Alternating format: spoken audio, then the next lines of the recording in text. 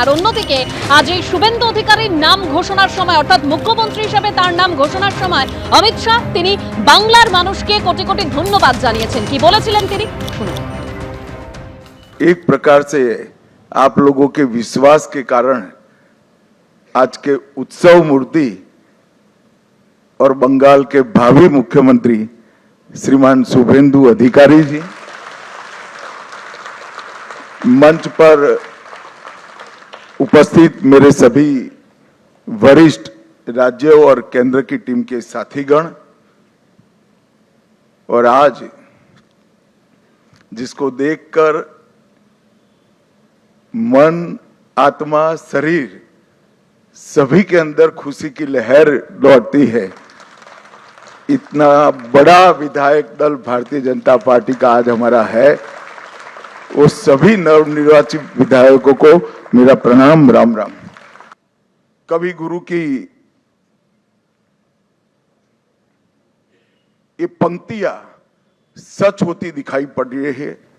चित्त जेठा भय शून्य उच्च जेठा सिर। जहां मन भय मुक्त हो और सिर गर्व से ऊंचा हो, ऐसे बंगाल का रास्ता आज प्रशस्त हो चुका है और बंगाल उस रास्ते पे चल। 5 दशक का लंबा समय लोकतंत्र की दृष्टि से, कानून और व्यवस्था की दृष्टि से, बंगाल के अर्थतंत्र के ह्रास की दृष्टि से और बंगाल के विकास में शून्य गति, नेगेटिव गति देने की दृष्टि से बंगाल के लिए एक दुस्वप्न जैसा हुआ है।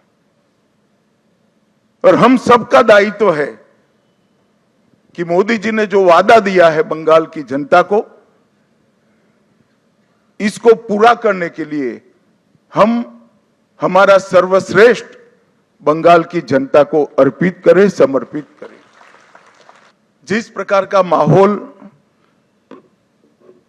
कम्युनिस्टों के समय से यहां पर बनाया जाता था, ममता जी ने इसको और गहरा तरीके से भय में परिवर्तित किया। वहां मत की अभिव्यक्ति लगभग असंभव थी। सैकड़ों उदाहरण हिंसा के, क्रूरता के, उसके बीच में भारतीय जनता पार्टी और हमारे नेता नरेंद्र मोदी पर भरोसा कर बंगाल की जनता ने जो प्रचंड विजय हमें दी है, इसके लिए मैं बहुत बहुत धन्यवाद करता हूं। मैं पार्टी की ओर से यह भी कहना चाहता हूं कि बंगाल की जनता ने हमसे जो अपेक्षाएं रखी हैं, जिस आशाओं को संजोकर मैंडेट दिया है, हम पूरा प्रयास करेंगे कि आपके विश्वास को तनिक भी ठेस न पहुंचे, इसमें कहीं कमी न रह जाए। हम सब भारतीय जनता पार्टी के कार्यकर्ताओं का दायित्व है कि हर नई सोनार बांग्ला के लक्ष्य को लेकर हम चले और बंगाल की जनता की अपेक्षाओं को पूर्ण करें। 100 साल की वैचारिक यात्रा के बाद गंगोत्री से गंगा सागर तक हर जगह पर आज भारतीय जनता पार्टी की सरकार बनी है। ये हम सब के लिए बहुत आनंद का विषय है। 1950 से जिस विचार की यात्रा को लेकर हम निकले और जिसके नेतृत्व में निकले, श्यामा प्रसाद मुखर्जी के नेतृत्व,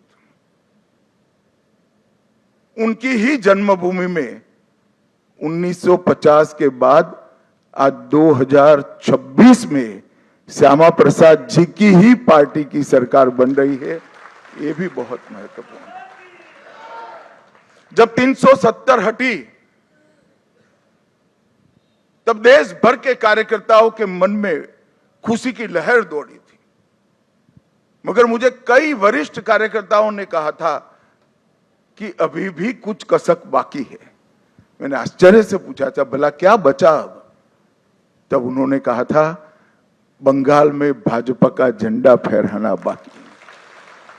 और आज मैं मानता हूं श्यामा प्रसाद जी जहां पर भी होंगे, मुक्त मन से नरेंद्र मोदी जी के नेतृत्व को वो आशीर्वाद देते होंगे, क्योंकि नेतृत्व ने भारतीय जनता पार्टी को गंगा सागर तक पहुंचाया, गंगोत्री से लेकर। आप लोग तो जीते हो, मेरे लिए बहुत आनंद का विषय है, मगर भवानीपुर की जनता का भी मैं बहुत बहुत धन्यवाद करना चाहता हूं।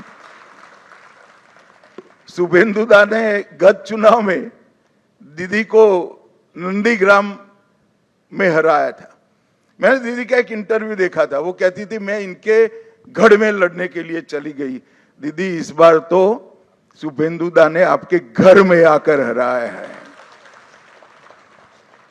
मैं भवानीपुर की जनता का भी बहुत बहुत हृदयपूर्वक धन्यवाद करना चाहता हूं।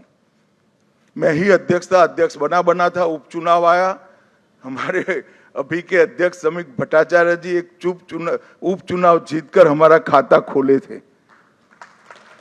2014 की बात कर रहा हूं।